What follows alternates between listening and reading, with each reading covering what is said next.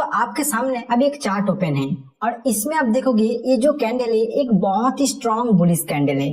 तो आज का इस वीडियो में मैंने आपको प्राइस एक्शन का एक ऐसा चीज सिखाऊंगा जिसमें आप जब ये लंबा बुलिश कैंडल बन जाता है तो उसमें किस तरह का आप ट्रेड कर सकते हो, और उसके साथ साथ प्राइस एक्शन को देखते हुए जो जो लेवल मैं आप इंट्राडे के लिए निफ्टी बैंक निफ्टी के अंदर देता हूँ उसको कैसे ट्रेड कर सकते हो उसको इन डिटेल्स में मैं आपको अभी समझाऊंगा। तो ये आपके सामने निफ्टी 50 का 15 मिनट चार्ट है। तो कल निफ्टी 50 के ऊपर मैंने एनालिसिस वीडियो भी डाला था हमारा सेकंड चैनल मार्केट साथी एनालिसिस के ऊपर। तो उसमें मैंने कुछ पॉइंट आपको दिया था, मतलब कुछ मैं प्राइस पॉइंट दिया था और उसको मैंने आपको नोट करने के लिए बोला था। तो वो सभी पॉइंट मैं अभी यहाँ पे प्लॉट करूंगा और उसके साथ साथ मैं एक्सप्लेन करूंगा कि किस तरह प्राइस एक्शन के साथ फिर इस तरह का एक लंबा कैंडल अगर बन जाता है तो उसको ध्यान में रखते हुए कैसे ट्रेड कर सकते थे। तो मैं वो सब प्राइस पॉइंट यहाँ पे पहले एक बार प्लॉट कर लेता हूँ। तो देखिए मैंने 4 प्राइस पॉइंट यहाँ पे प्लॉट किया। कल मैंने 6 प्राइस पॉइंट दिया था, मतलब इसके ऊपर भी 2 प्राइस पॉइंट दिया था। तो प्राइस उतना ऊपर नहीं गया तो उतना दूर मैं एक्सप्लेन नहीं करूंगा। तो यहाँ पे आप देखोगे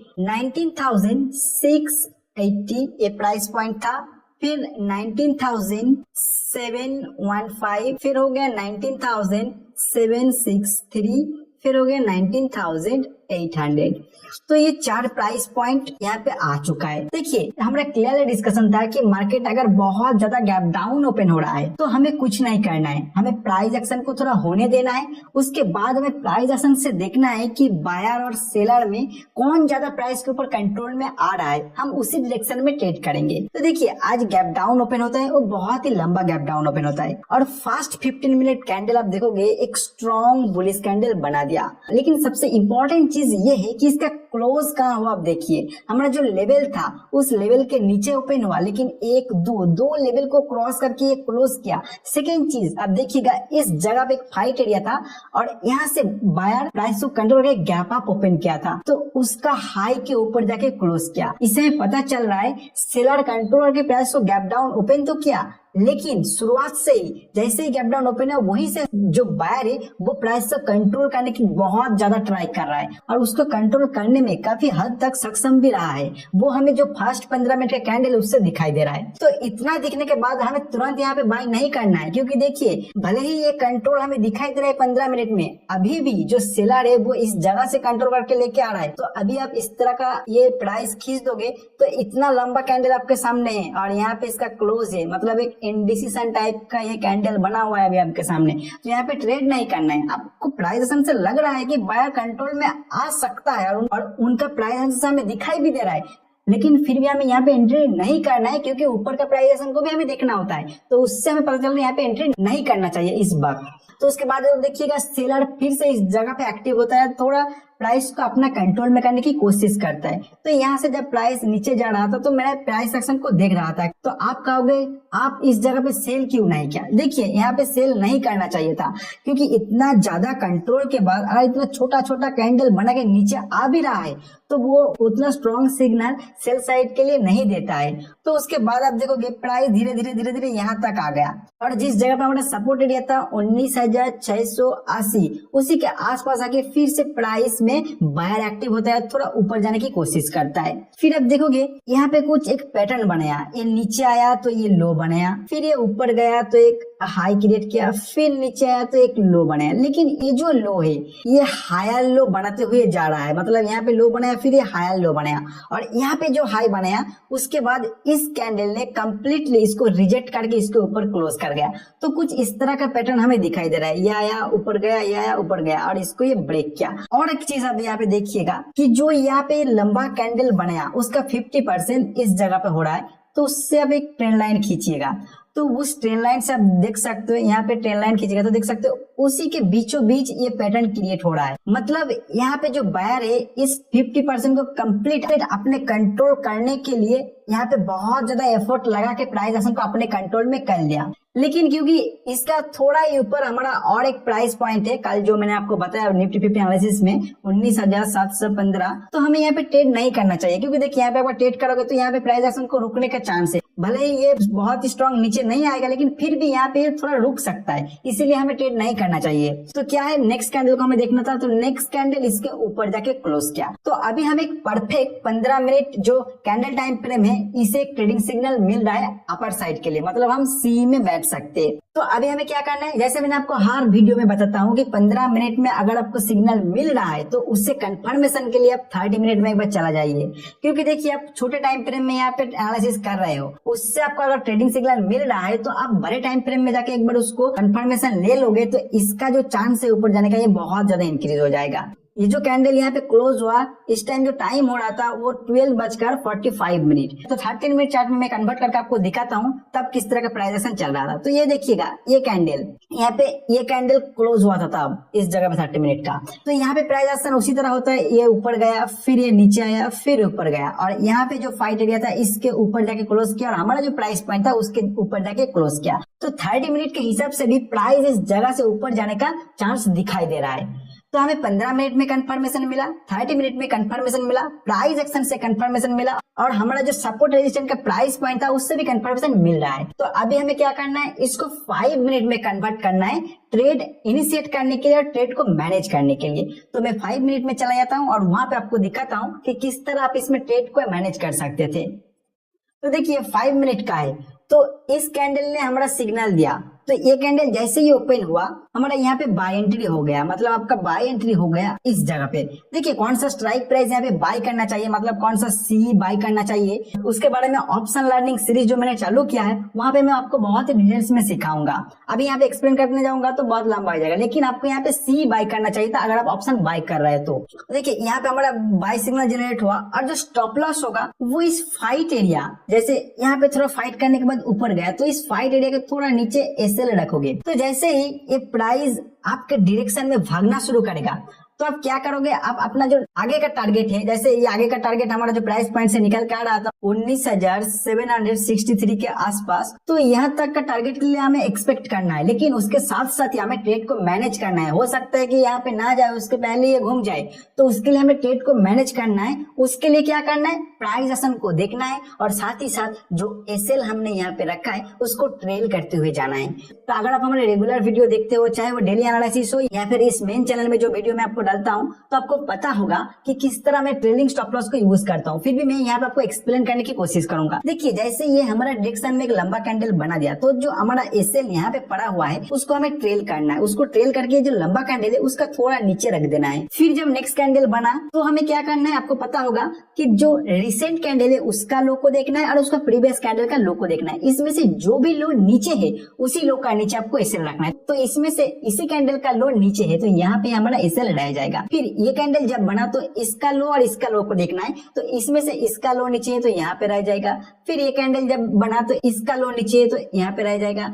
फिर ये कैंडल जब बना तो हमारा एसएल यहाँ पे हिट हो गया। तो जैसे ही एसएल हमारा यहाँ पे हिट हुआ तो हम एग्जिट कर गए और हमारा जो एंट्री पॉइंट था तो यहाँ पे, तो इतना पॉइंट हमें मिला। लेकिन उसके बाद क्या होता है, प्राइस थोड़ा नीचे आने की कोशिश करता है, लेकिन उतना भी यहाँ पे स्ट्रॉन्ग सिग्नल नहीं दिया कि हम यहाँ पे सेल कर सके, क्योंकि देखिए ये एक रेंज के बीच में फंस गया। हमारा जो प्राइस पॉइंट था यहाँ पे था और यहाँ पे था, तो ये बीचों बीच आके ये रिवर्स कर रहा है। तो यहाँ पे हमें एक स्ट्रॉन्ग सिग्नल मिलना चाहिए सेल साइड के लिए, तब जाकर हम यहाँ पे सेल का कोई ट्रेड लेने वाला था। लेकिन यहाँ पे ऐसा कोई सिग्नल हमें नहीं मिला, हम प्राइस एक्शन को देखते रह गए। और ये जो कैंडल आप देखोगे एक स्ट्रॉन्ग बायर कैंडल बना के इसके भी ऊपर क्लोज करके एक बाय सिग्नल जनरेट किया। लेकिन क्या आप कहोगे इस बाय सिग्नल में बाय करना चाहिए था? तो मेरे हिसाब से नहीं, क्योंकि मैंने यहाँ पे बाय नहीं किया। उसका लॉजिक मैं आपको समझाता हूँ क्यों नहीं किया और आपको क्यों नहीं करना चाहिए था। भले ही ये प्राइस ऊपर गया उसके बाद, लेकिन ये जो बाय सिग्नल दिया है ये बाय सिग्नल में फंसने का चांस भी बहुत ज्यादा था। क्योंकि देखिए जब ये प्राइस नीचे आ रहा था तो बहुत ज्यादा टाइम यहाँ पे नहीं बिताया, उसके बाद ही प्राइस को बहुत ही स्पीड से ऊपर खींच लिया गया।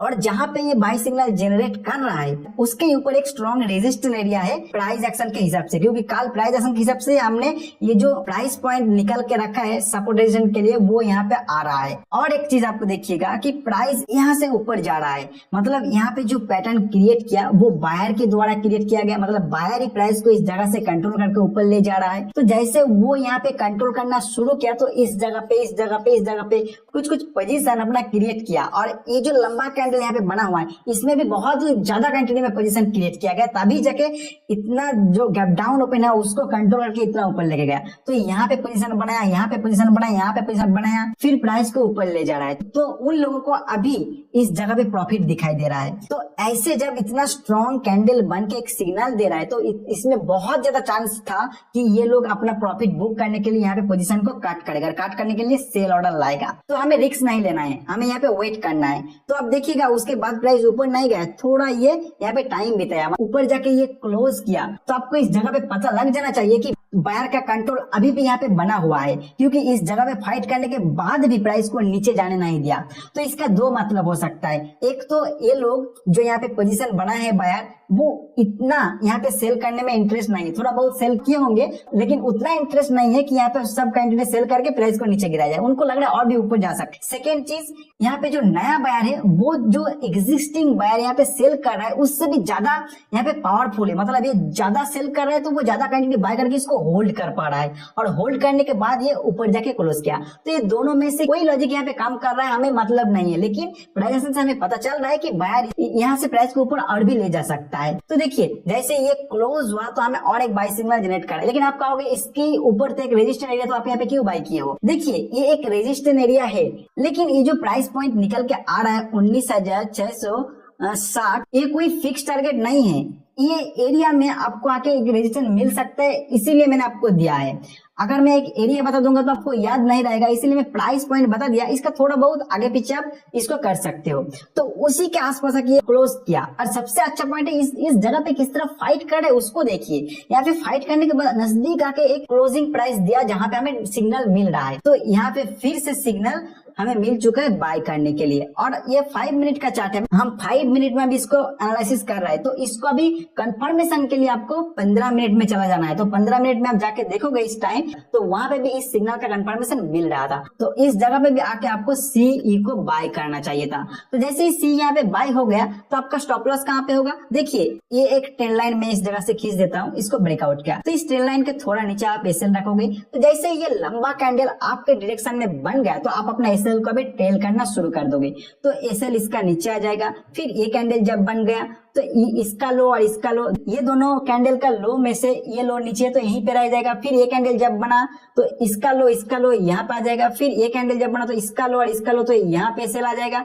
फिर ये कैंडल बना जब तो इसका लो और इसका लो तो यहाँ पे SL आ जाएगा। फिर ये कैंडल ने SL हिट कर गया।